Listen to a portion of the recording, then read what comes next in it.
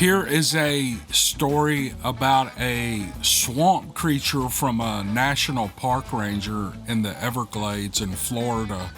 Here's what he writes. I was a national park ranger at Everglades National Park, Florida. I've since retired, but I worked as a ranger for 47 years. My encounter took place on December 25, 1991. Along with another park ranger, I was patrolling the swamps of the Everglades in the middle of the night because we had gotten a call from the police department about a missing person.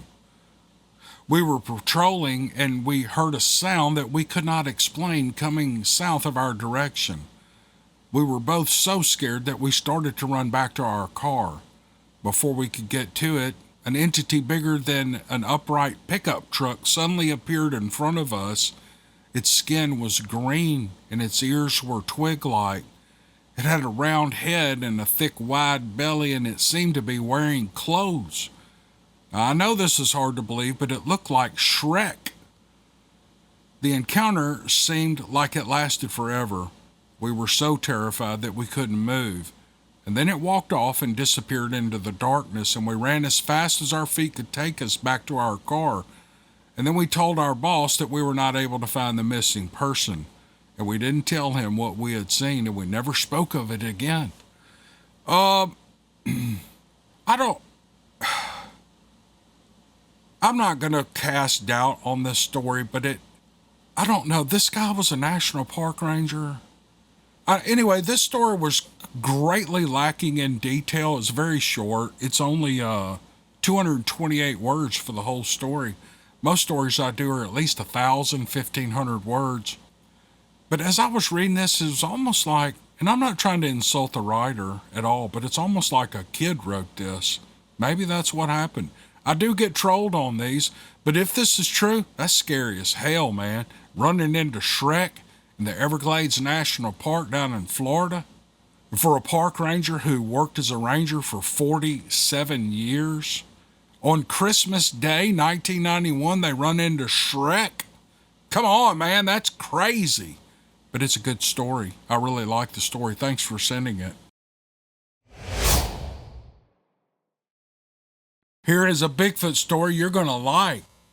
Around 1982, I took my sons and their friend deer hunting in Colville National Forest in Washington and camped at Muddy Creek. While the boys had gone off to a different location, I made it to the top of a steep ridge, and when I got there, I realized that the deer were probably down in the valley from where I was standing. So I decided to go down the ridge side through the heavily wooded area to get there. It was so steep that after a short try to get down, I got to thinking that if I went all the way down at this time of day, early afternoon, it would be after dark before I'd get back to camp. So I stopped to take a breather before heading back up the ridge again when all of a sudden I got this strange feeling that something was watching me. I sat there for a short time and figured, oh well, I'd made my mind up to start back up anyway. And I kept looking around all the way back, not for deer, but for whatever was watching me. The next morning was clear and sunny. I was about a half mile from where I was the day before, and I was creeping peak hunting in a thick brush patch around 5 feet high and trying to be real quiet to blend in with my surroundings. I was using my son's old 30-30 that didn't have a sling on it, so it was in hand and it was ready to fire. Out of nowhere, what I thought at first was a bear jumped up from a lying position in the brush 10 or 15 feet in front of me. It took one look at me and it headed out for taller timber 50 feet away, crossing the distance in just seconds. It was brownish in color and it ran on 2 feet. It had a flat face, a small nose and ears, and no snout. It was only 4 or 5 feet tall, but it was quicker than lightning, and the entire encounter happened in just a few seconds. I never even had time to pull the hammer back on my rifle to shoot if I had needed to. Now that night, we heard a blood-curdling, howling, screeching scream that lasted a full minute. Now I've been hunting my entire life, and I've heard it all, but I have never heard something like that. It was a completely unknown noise to me, and it put a big yellow stripe right up my back. The following morning, I dropped the boys off on top of the ridge so they could make a drive down to the bottom where I would pick them up later. And I was waiting at the bottom in an open area, maybe 500 yards, with a high voltage power line running through it. Another hunter from Tacoma drove up. His party was doing the same hunt as me and my boys, and we talked, and I asked if he heard the screech from the night before. And he's told me he did, and that he had seen a Bigfoot run across that very same field last year. He reported his sighting to the game department, but they didn't seem concerned. They just told him they were aware of it and that it had been there for some time now. What bothers me to this day is that my kids don't remember that screaming howl. Maybe that's a good thing. And I don't remember any foul odor either, lest it be from me. That's the end of his email. That's pretty cool. So you heard this horrible scream. You heard this horrible scream in the night, and you had seen something run in front of you. You probably didn't know what it was, though. And I was about to ask, and you still sent your boys out there to hunt. A lot of people do that. I know that. I'm not making a judgment on this. I just, we all kind of make judgments on these stories, but that's the first thing that popped in my head. If I had seen what I thought was a Bigfoot, but maybe he wasn't thinking that at the time and just probably just wrote it off as some strange animal screaming a blood-curdling, howling, screeching scream that lasted a full minute, he wrote. He said he'd been hunting all his life and he's never heard anything like that. And it put a big yellow stripe right up his back, he said. But he sends his kids back out in the woods and says, hey, y'all meet me at the truck down there in the clearing. I just thought that was funny. They were safe, and I'm just joking around. But that was a good story. I sure appreciate the man sending it. Thank you, sir. Here is an email that I got a couple of years ago. Just getting to it. It is things flying in the sky and screams in the woods. This is pretty good. It was the fall of 1979, and I was about to turn 15 in December. There was a new kid in school that year named Louie. He was 2 years older than me, but he was in the same class because he had been sick. He was able to drive, and I and some other boys knew where the good hunting and fishing spots were. Louie had twisted his ankle during basketball practice, but he drove me and 3 younger boys raccoon hunting anyway. Things were different back then. Our parents were more lenient about us going out hunting and fishing. We arrived at the spot that we wanted to hunt, a spot where my dad and I had hunted a lot before, and we turned the dogs loose. It didn't take long before the dogs were on a trail. They would bark to alert us that they had treed something and wait for us to get close to them, and then they would run off again. Well, this went on for a while, and when we were deeper into the woods, Louie stopped. My ankle's killing me. How far are we from the truck, he asked. Pretty good ways, I said. We were close to the highway, so I told the 3 younger boys to head up there while Louie and I went back to the truck. We got in and were headed to pick up the other boys when I saw an orange light on the horizon. Do you see that? I asked Louie. It's too low to be a star, I said. A plane flew over us in the direction of the light, and the light did the strangest thing. It followed the plane, and I watched it for a while, wondering what on earth it could have been, and then I told Louie that it was time for us to go. We went down the road a bit and stopped on the way to listen for the dogs, and then we heard a scream. Did you hear that? I asked Louie. It was a deep guttural scream, like a cow was being slaughtered. We kept going and got to the highway and found the 3 boys right where I thought they'd be. Louie slowed to a stop, and I joked around and opened my door, and I said, y'all need a ride? They didn't think it was funny. Something had upset them. The first boy that got to me grabbed me by the shirt and he pulled me out of the truck. Man, there's something in these woods, he said. He looked panicked. Let's get out of here. One of the other boys asked us if we heard it, the sound of that woman screaming. Well, I held my tongue and I didn't say anything. The next day I had to go back with my dad to get the dogs. I wasn't sure what would be waiting for us there, though. I wanted to tell him what happened, but I never did, and not one time did any of us boys ever mention it again. Wow, let's see, that was 1979. He was 15, so it's 2024. 15 plus 44 roughly is 60. This man's about 60 years old. This is an old, no, is that right? 60, yeah, 1979 he's 15. Yeah, that's about right. I'm 62. I graduated in 80. I'm not a genius at math, y'all. I'm trying to add it in my head. I only got 10 fingers. Anyway, he's about my age. This is a pretty cool story. They saw something in the sky and they heard a scream, like a woman screaming, while they were raccoon hunting one night. What do you raccoon hunters do? You just leave your dogs out in the woods? I've never owned any coon dogs before, but if they get away from you, do y'all just leave them and go back and get them? How do you know where to find them? Will they run coons all night long? How does that work? I've been on raccoon hunts before, and they're kind of fun. They gathered up the dogs at the end of the night and put them back in the boxes and took them home. I've only been a couple of times. It wasn't really that fun. It's a lot of work, actually.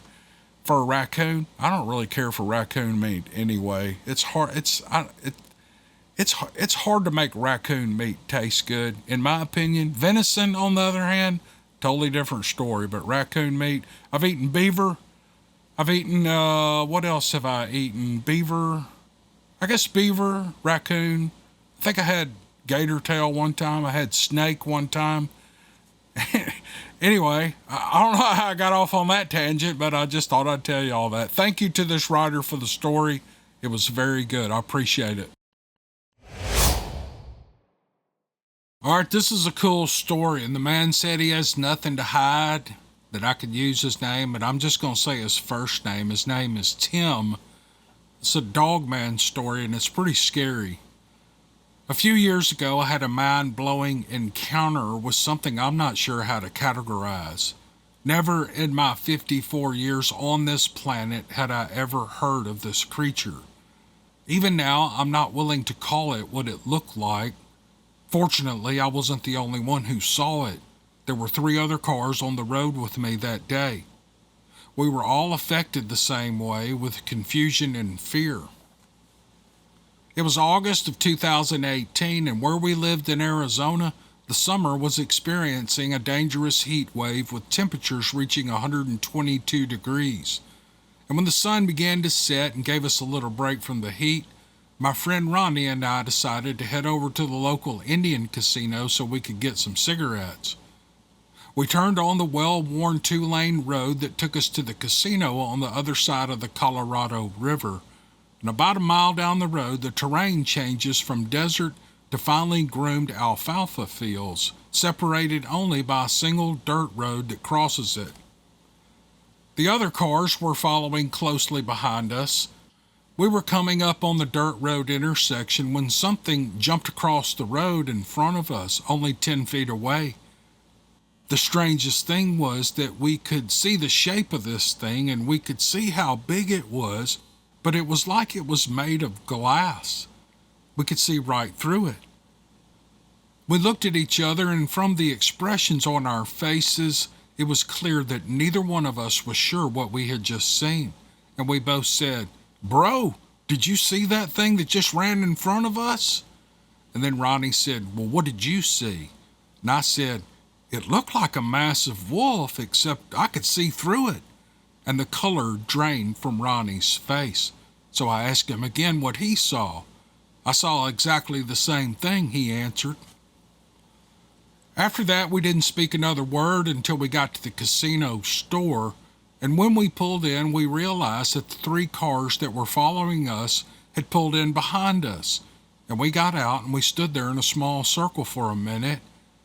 Maybe no one knew what to say, maybe we didn't know how to start the conversation. But when someone finally broke the silence, we all began talking at once, and after a minute, we slowed down and took turns describing what we had seen. It was the same thing for all of us. It looked like a giant wolf, but we could all see right through it. This older couple who was out there on vacation were really shook up.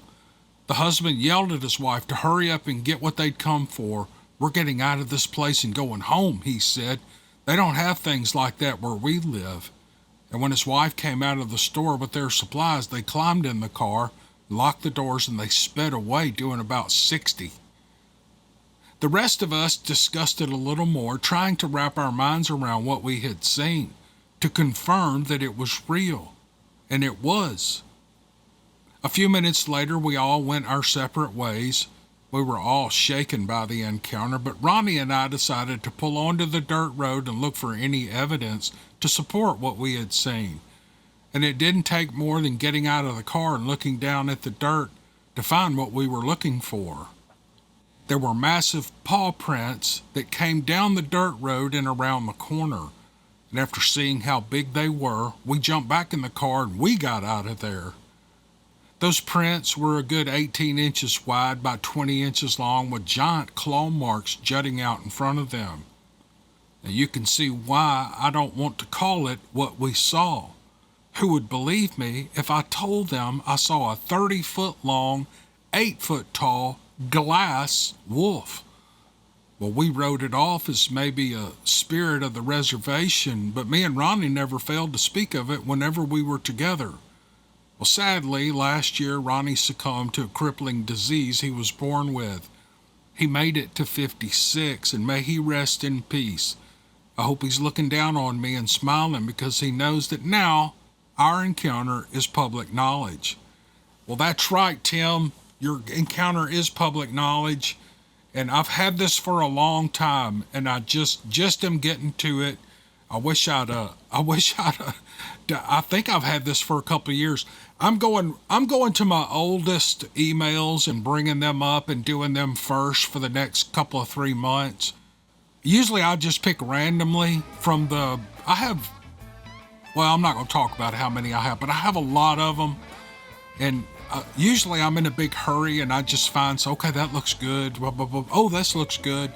And I copy them and put them in a folder and then I read them. But I'm intentionally going back to some of the oldest emails that I have. And I'm up to 2021, maybe late 2021. And we've got a long way to go. Got a lot of them to do. But this is old. I wish I'd gotten to it sooner because it's a very good story. So I appreciate you sending it, Tim. You the man. Hope everything's going good in Arizona. Hope you're healthy. And I hope you haven't seen this creature again. Man, that's really cool. Okay, that's the end of the podcast. Thanks again for joining me, and we will see you guys on the next one. Love you all.